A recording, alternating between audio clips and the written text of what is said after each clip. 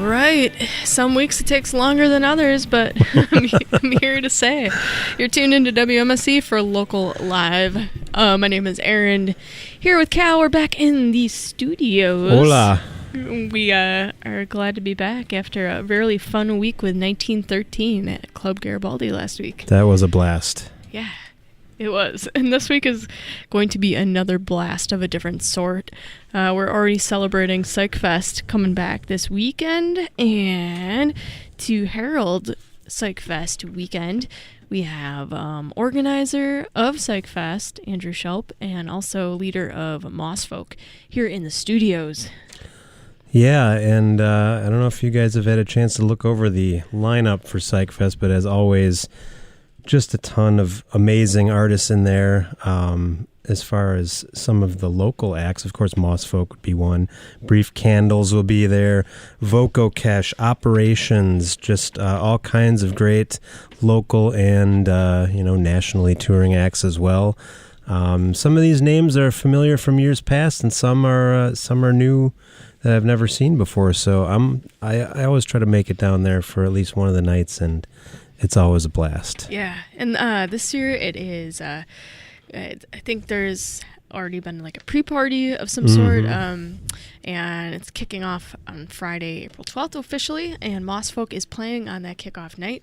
And the last time Mossfolk joined us on Local Live, it was 2013. And that was like the very first year of Milwaukee Psych Fest. And now it's year 7, apparently, according to Milwaukee Record, although I did math and I was like, that doesn't make sense. It's 2019 minus 2000. Never mind. But trust me. I trust them. But, it's incredible to think about how many different levels of Psych Fest there, have been since then up until this point. I mean, it started out, at Cactus Club? Kind of like a super small kind of affair, but now it's like grown by leaps and bounds. It's a 2-day festival, and there's this international global artists are coming to this thing. Also Mossfolk, man, it's been years since this band has been part of the Milwaukee scene, and I think they have one of the longest rotating cast of musical characters of any local band. If you look at the list, I'm gonna have to ask for the lowdown tonight on who's joining us for the Mossfolk lineup, but during soundcheck they sounded pretty darn amazing. I'm so excited. Some of these are pretty notable Milwaukee musicians, always creating that moody and shifting landscape that is Mossfolk. Yeah, it's been a blast to watch the band evolve along with Psych Fest. Every year something different from the fest and from the band. So yeah, exciting stuff. Yeah, so let's first thank those who make Local Live and WMSE possible each and every week, and we'll be right back with some music from Mossfolk. Don't go anywhere.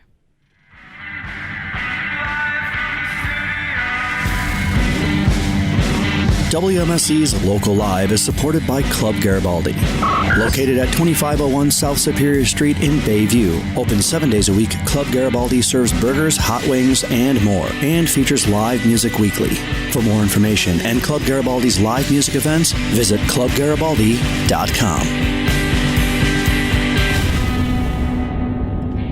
And now live from the Bob and Genie Friedman Live Performance Studios, we bring you the music of Mossfolk.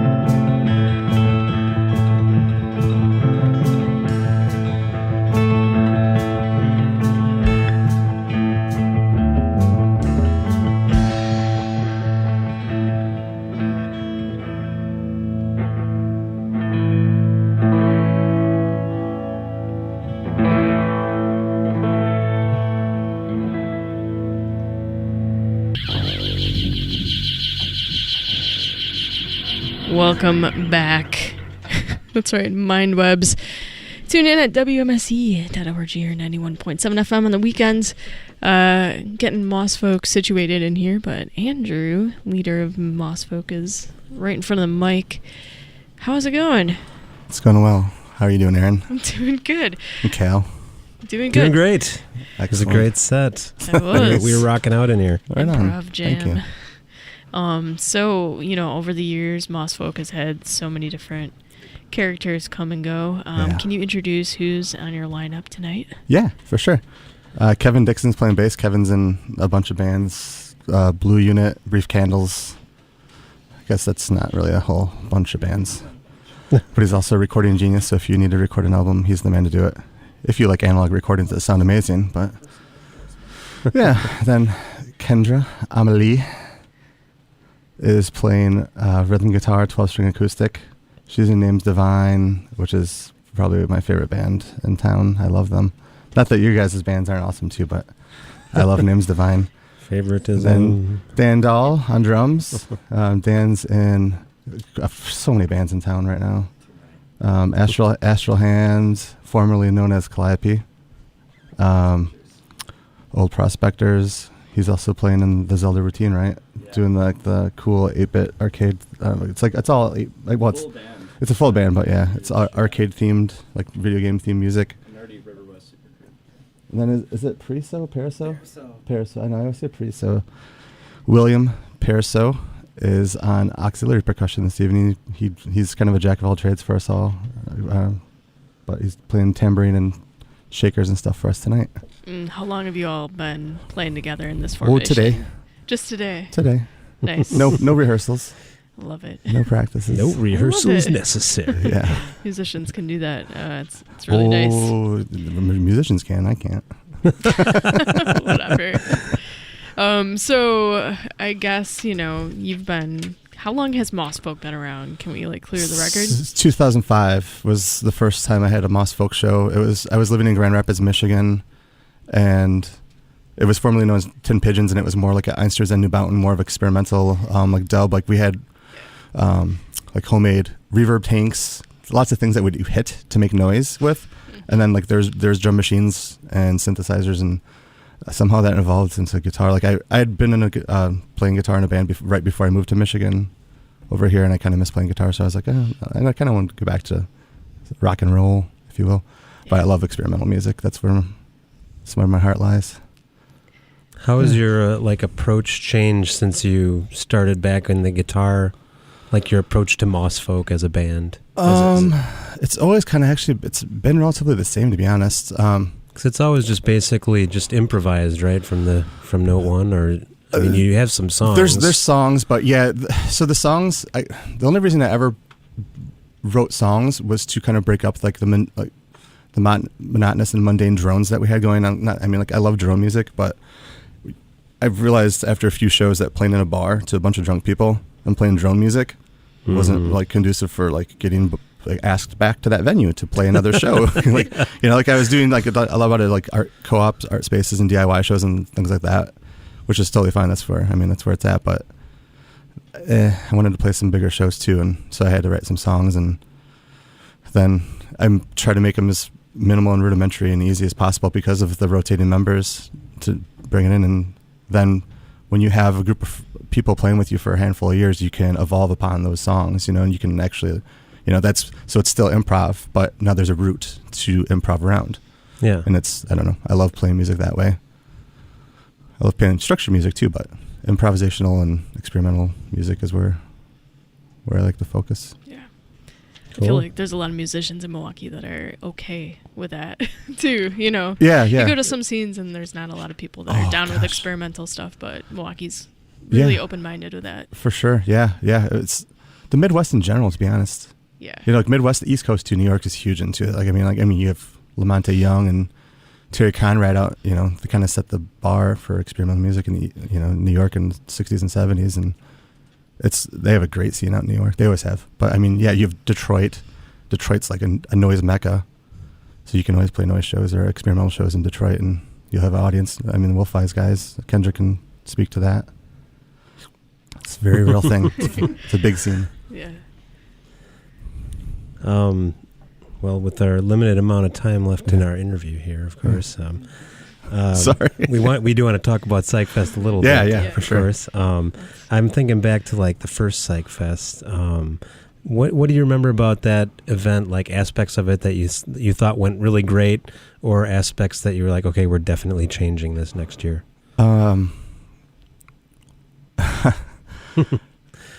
Way back. Yeah, it definitely left a mark on me. But there's a band that stuck out that I had to deal with that I wasn't ready to deal with. I'm not going to name names, but it's a band from LA that kind of came up with Anton Newcomb, and I'm just not down with those guys at all. I cannot get along with any of them. I've tried so hard. I know so many of those people. Like, it's just impossible to get along with them. The egos on those guys is too much. So from there, I kind of went to, I'm just going to stick with my homies. I'm going to stick with people I know or friends of friends, and that's how it's been since then. Because I was like, these guys just, I don't want to say they didn't belong, but they had a different vibe. Like, they showed up and right away were asking for like the most illicit of street drugs. Like, and then they got super upset that I didn't have them to provide them. I was like, hey man, this isn't LA, this is Milwaukee. You're barking up the wrong tree for that stuff, and it went downhill. Like, that was literally like their meeting. It wasn't even like, hi, I'm so-and-so, we're in this band. It was like, they came up like, oh, I heard you're the promoter. Like, where's this? And I was like, what? My name's Andrew. What's yours? I like Miller High Life. What do you like? Hooray. Culture clash. Yeah. So from that point on, I've just always stuck with people I knew, or like I said, we're acquaintances, or some I knew in some manner. Like, I take great pride in the festival being so hands-on. Like, the bands, you're not separated from the audience. Mm-hmm. And I don't want to book bands that need to be separated from the audience. I want them to interact. I can understand if people are tired, then go, like, you can go to sleep. You can go somewhere and sleep. Like, I always arrange places for people to sleep so they can leave and go to bed. You don't have to hang out here. I pay them right away. They can do whatever they want as soon as they play. But the whole point is to hang out, meet people, talk with people, because Milwaukee is such a rad town. There's so many awesome people in the city that love music. Yeah. And I think that these bands, especially from you bring in bands from all over the world, I think it's really important to have the interaction. Yeah. Absolutely, yeah. It's a community. Yeah, exactly. It is. It really is. So, over the years of Psych Fest, has there been any like sort of white whale of an artist that you've, wanted, kept pursuing and haven't been able to book, or is your like dream? Trådgrässaxstenar. Who's that? Trådgrässaxstenar from Sweden. They reunited with like members of Dungen and The Hills, which is like part of GOAT. Yeah. But a couple other like OG members from Trådgrässaxstenar, I've been trying to get them here for years. And then they came out with a new album under the name Trodden.